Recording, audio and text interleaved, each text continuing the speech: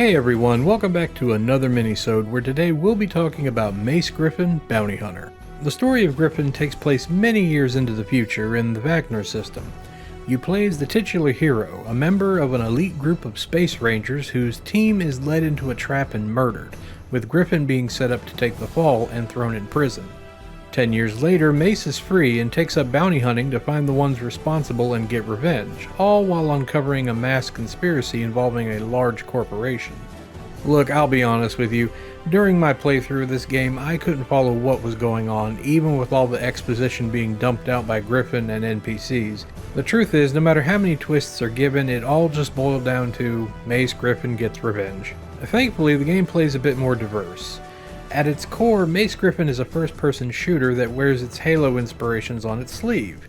You play through a handful of missions, each having a number of objectives to complete before moving on, mostly consisting of clearing out enemies or protecting a target or activating a button or something.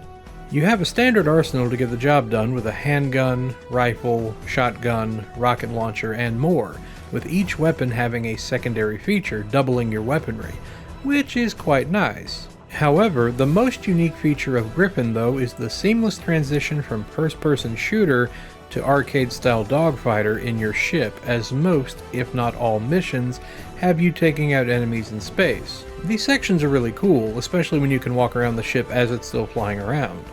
Sadly though, there's not much to these parts, as it's mostly to land at the beginning and little fight sections near the end.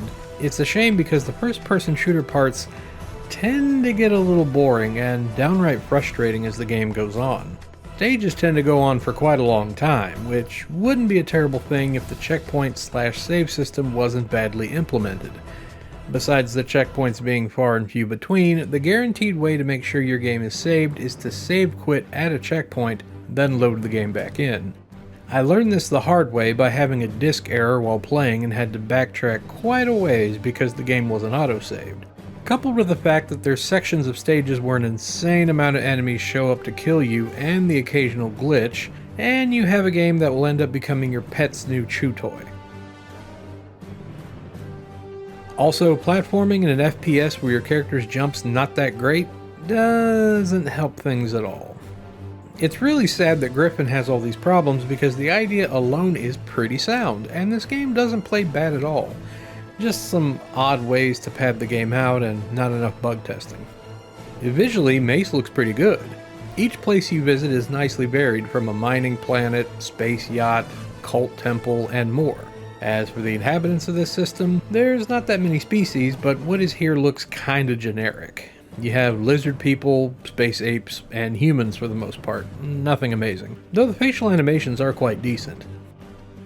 On the audio side of things, the music is a really nice orchestral soundtrack, very reminiscent of big sci-fi epics, and does add to the atmosphere of the game. As for the acting, the cast varies from decent to sounding like Watto from Star Wars. In other words, not good, but great for a laugh. You're the best Moscone could come up with? An ex-ranger packing a handgun? Watch your mouth, punk. What's the situation here? We need to gain access to the lobby area. See what you can do. Ah, Ranger. Kruger said you'd be paying me a visit. I hear you're looking for shooters. Yes, I have plenty work for a man of your skills. As you are probably aware, it is illegal to financially reward someone with a criminal record for bounty work. But there is a way around this. I'll supply you with ship weapons and upgrades via Dawson. And if you need monies, it can be arranged. Interested? I'm a Toydarian. My trick's gonna work, gonna make all the money. Then there's the main hero himself, Mace Griffin.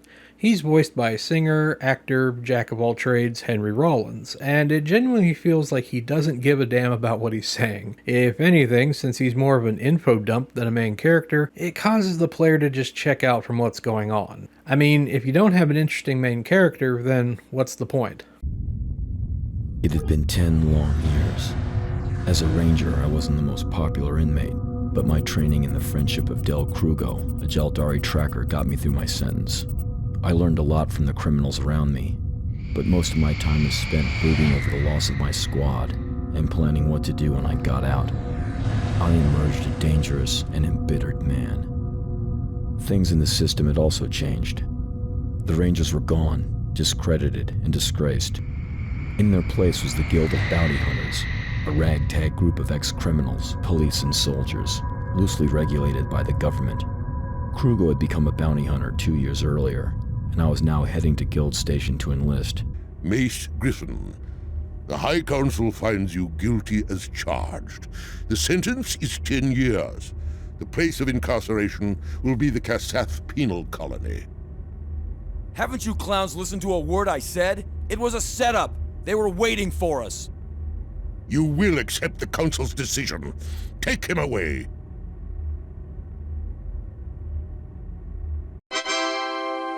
Mace Griffin Bounty Hunter is a missed opportunity at an awesome experience. Had the developers had a little more time to fine-tune the bugs and flesh out the shooter and dogfight sections, then it would be more fondly remembered today. As it stands, it's a bland, buggy shooter with a cool idea and nothing else. However, for those who still wish to give it a try, you can find it for a decent price. And with that, this is the Dali Popka, and as always, stay green my friends. I'll see you next time.